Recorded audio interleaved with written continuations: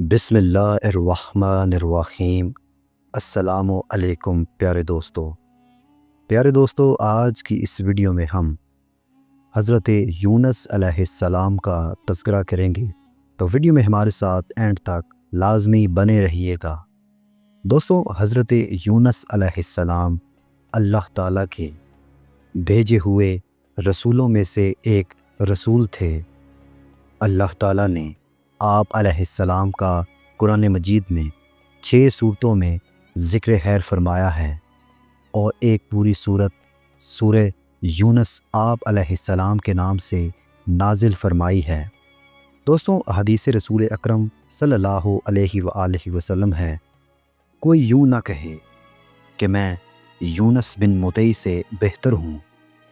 ایک یہودی بازار میں سامان بیچ رہا تھا، کسی نے اس کے سامان کی بہت کم قیمت لگائی تو یہودی غصہ ہو کر قسم اٹھاتے ہوئے کہنے لگا، اس ذات کی قسم جس نے موسیٰ علیہ السلام کو سب آدمیوں پر چن لیا ہے، میں اتنی کم قیمت میں یہ سامان نہیں بیچوں گا۔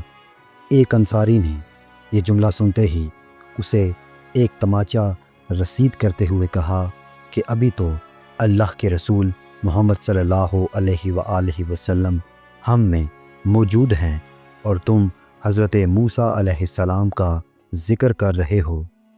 دوستوں، وہ یہودی آپ صلی اللہ علیہ وآلہ وسلم کی خدمت میں حاضر ہوا اور کہا کہ اے ابو القاسم، میں ذمہ ہوں اور میرا مسلمانوں سے جزیہ دینے کا عہد ہے، پھر مجھے مسلمان نے تماچا کیوں رسید کیا؟ جب آپ صلی اللہ علیہ وآلہ وسلم کو ساری حقیقت معلوم ہوئی تو آپ صلی اللہ علیہ وآلہ وسلم نے انصاری کی اس حرکت پر غصے کا اظہار کیا اور فرمایا، اللہ کے پیغمبروں میں سے ایک کو دوسرے پر فضیلت نہ دیا کرو، اور میں یہ نہیں کہتا کہ کوئی یونس بن متی سے افضل ہے۔ دوستوں، فرمان الہی ہے، بے شک یونس علیہ السلام رسولوں میں سے تھے، اور اس کے بعد ہم نے انہیں یونس علیہ السلام کو 1 لاکھ بلکہ اس سے زیادہ بھی زائد لوگوں کی طرف رسول بنا کر بھیجا۔ دوستوں، حضرت یونس علیہ السلام موصل کے قریب نینوا بستی کے لوگوں کی رہنمائی کے لیے رسول بنا کر بھیجے گئے تھے۔ آپ علیہ السلام نے انہیں اللہ کا پیغام سنایا کہ اللہ کی عبادت کرو اور اس کے ساتھ کسی کو شریک نہ ٹھہراؤ۔ آپ علیہ السلام کی قوم بڑی سرکش تھی، 33 سال کی تبلیغ کے باوجود بھی انہوں نے اللہ تعالیٰ کی وحدانیت کو تسلیم کرنے سے انکار کر دیا۔ آپ علیہ السلام نے دل برداشتہ ہو کر ان کو اللہ کی طرف سے سخت عذاب کی خبر سنائی، جس پر قوم کے سرکش لوگوں نے آپ علیہ السلام کی باتوں کا مذاق اڑاتے ہوئے کہا کہ اگر تمہارے پروردگار کی طرف سے عذاب آنے والا ہے تو ہمیں اس کا وقت بتاؤ۔ دوستوں، حضرت یونس علیہ السلام نے انہیں کہا کہ 3 دن کے اندر اندر تم پر عذاب الہی آ جائے گا۔ دوستوں، حضرت یونس علیہ السلام اپنی قوم کو عذاب کا وقت بتانے کے بعد اللہ رب العزت کی طرف سے ہجرت کا حکم ملنے سے پہلے ہی نینوا بستی سے نکل گئے۔ اللہ تعالیٰ نے اسی بات پر ناراضگی کا اظہار فرماتے ہوئے انہیں آزمائشوں میں مبتلا کر دیا۔ دوستو، فرمان الہی ہے، مچھلی والے یونس علیہ السلام کو بھی یاد کیجئے جب وہ اپنی قوم سے ناراض ہو کر چل دیے اور وہ یہ سمجھے کہ ہم انہیں نہ پکڑ سکیں گے۔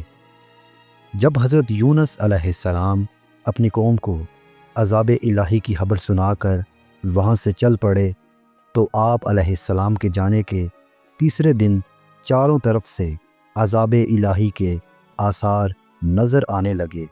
آپ علیہ السلام کی قوم کے لوگ حضرت یونس علیہ السلام کی تلاش میں نکلے تاکہ ان سے درخواست کریں کہ وہ اللہ تعالیٰ سے عذاب کو ٹالنے کے لیے دعا مانگے، لیکن حضرت یونس علیہ السلام انہیں نہیں ملے۔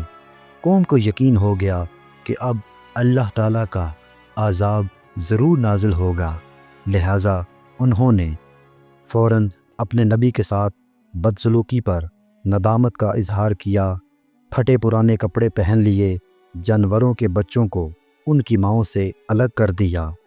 مرد، عورتیں اور بچے رو رو کر عاجزی اور انکساری کے ساتھ اللہ تعالیٰ سے عذاب ٹالنے کی دعائیں مانگنے لگے۔ دوستوں، جانور اپنے بچوں سمیت آوازیں نکالنے لگے اور بڑا رقت آمیز منظر پیدا ہو گیا۔ اللہ تعالیٰ کی رحمت جوش میں آئی اور اس نے قوم یونس پر آنے والے عذاب کو ٹال دیا۔ فرمان الہی ہے، کوئی بستی ایسی نہیں جو عذاب الہی کو دیکھ کر ایمان لائی ہو اور اس کا ایمان لانا اس کے لیے فائدہ مند ثابت ہوا، سوائے قوم یونس کی۔ جب وہ ایمان لے کر آئے تو ہم نے ان سے دعا کی، زندگی میں رسوائی کا عذاب ٹال دیا اور انہیں ایک مقررہ وقت تک کے لیے دنیاوی زندگی سے فائدہ اٹھانے کا موقع دے دیا۔ پس وہ لوگ ایمان لے آئے اور ہم نے انہیں ایک مدت تک دنیا کی زندگی سے فائدہ اٹھانے کا موقع دیا۔ دوستوں، حضرت یونس علیہ السلام اپنی قوم سے دل برداشتہ ہو کر بستی سے نکل گئے تو دریا میں سفر کے لیے مسافروں سے بھری ایک کشتی میں سوار ہو گئے۔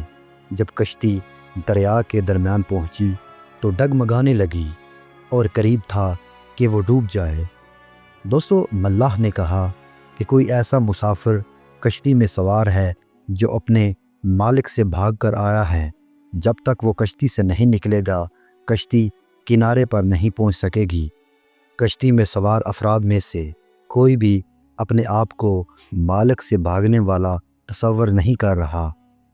آخرکار مسافروں نے آپس میں مشورہ کر کے یہ طے کیا کہ قرعہ اندازی کر لیتے ہیں، جس کے نام کا قرعہ نکلے گا اسے دریا میں پھینک دیں گے تاکہ باقی مسافر اپنی منزل تک پہنچ سکیں۔ دوستوں، چنانچہ قرعہ اندازی کی گئی تو قرعہ حضرت یونس علیہ السلام کے نام نکلا۔ آپ علیہ السلام کو دیکھ کر لوگ کہنے لگے کہ اتنا خوبصورت، حسین و جمیل، پاکیزہ اور معصوم صورت والا اپنے مالک سے بھاگا ہوا نہیں ہو سکتا، لہٰذا دوبارہ قرعہ اندازی کی جائے۔ دوستوں، جب دوسری بار قرعہ اندازی کی گئی تو پھر بھی حضرت یونس علیہ السلام کا ہی نام نکلا۔ لوگوں نے تیسری بار قرعہ اندازی کرنے کو کہا۔ جب تیسری بار قرعہ اندازی کی گئی تو پھر بھی قرعہ آپ علیہ السلام کے ہی نام نکلا۔ دوستوں، آپ علیہ السلام فوراً سمجھ گئے کہ اپنے مالک سے بھاگا ہوا غلام میں ہی ہوں، کیونکہ میں اللہ تعالیٰ کی اجازت کے بغیر اپنی بستی سے نکل آیا ہوں۔ لہٰذا آپ علیہ السلام نے خود ہی دریا میں چھلانگ لگا دی۔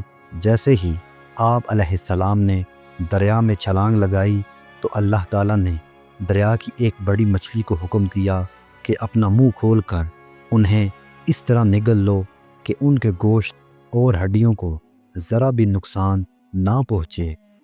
دوستوں، اس مچھلی نے منہ کھول کر حضرت یونس علیہ السلام کو زندہ سلامت نگل لیا اور دریا کی گہرائی میں چلی گئی۔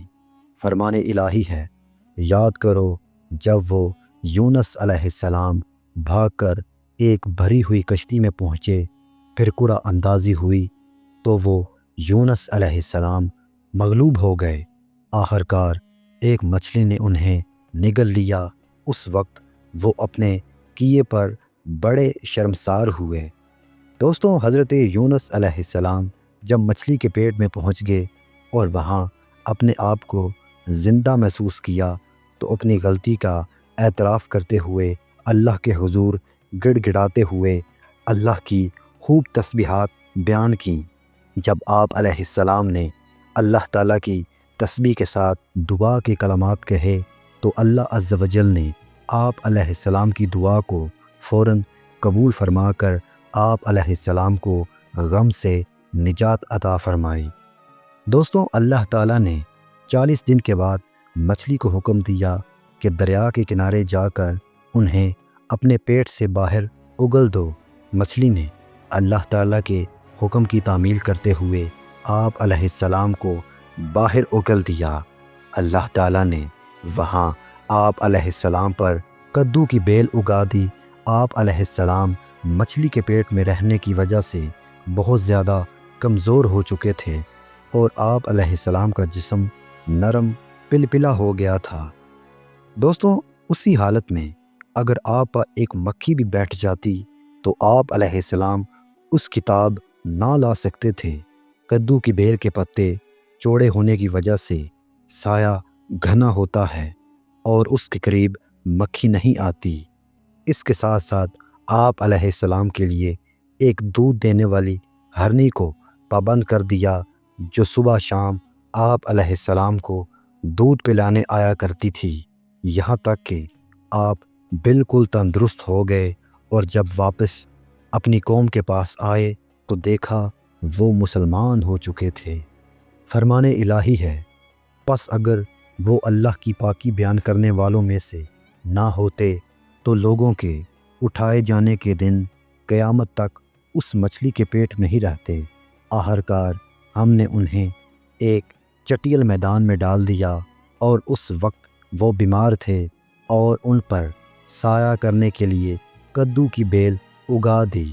مچھلی والے یونس علیہ السلام کو بھی یاد کیجیے جب وہ اپنی قوم سے ناراض ہو کر چل دیے اور وہ یہ سمجھے کہ ہم انہیں پکڑ نہ سکیں گے۔ آخرکار انہوں نے اندھیروں میں اپنے رب کو پکارا کہ الہی، آپ کے سوا کوئی معبود نہیں، آپ تمام عیوب سے پاک ہیں، بے شک میں ہی قصوروار ہوں۔ ہم نے ان کی دعا قبول کر لی اور انہیں غم سے نجات عطا فرمائی اور ہم ایمان والوں کو اسی طرح نجات دیا کرتے ہیں۔ بس آپ اپنے رب کے فیصلے تک صبر کیجئے اور مچھلی والے یونس علیہ السلام کی طرح نہ ہو جائیے جب انہوں نے اپنے رب سے دعا مانگی اس حال میں کہ وہ غم سے بھرے ہوئے تھے۔ دوستوں، حدیث رسول اکرم صلی اللہ علیہ وآلہ وسلم ہے، آپ صلی اللہ علیہ وآلہ وسلم کو کدو بہت زیادہ پسند تھا۔ آپ صلی اللہ علیہ وآلہ وسلم کھانے کے برتن میں اسے تلاش کر کر کے کھایا کرتے تھے۔ دوستوں، حضرت یونس علیہ السلام کی دعا فرمان الہی ہے، اے اللہ، آپ کے سوا کوئی معبود نہیں، آپ ہر عیب سے پاک ہیں، بے شک میں ہی ظلم کرنے والوں میں سے ہوں۔ حدیث رسول اکرم صلی اللہ علیہ وآلہ وسلم ہے، جو شخص کسی بھی معاملے میں اللہ تعالیٰ سے ان الفاظ کے ساتھ دعا مانگتا ہے تو اللہ تعالیٰ اس کی دعا قبول فرما لیتے ہیں۔ دوستوں، میں امید کرتا ہوں آپ کو ہماری یہ آج کی ویڈیو اچھی لگی ہوگی۔ ویڈیو اچھی لگی ہو تو اس ویڈیو کو لائک کیجئے اور ہمارے چینل کو لازمی سے سبسکرائب کیجئے۔ تو ملتے ہیں اگلی ویڈیو میں، تب تک کے لیے اللہ حافظ۔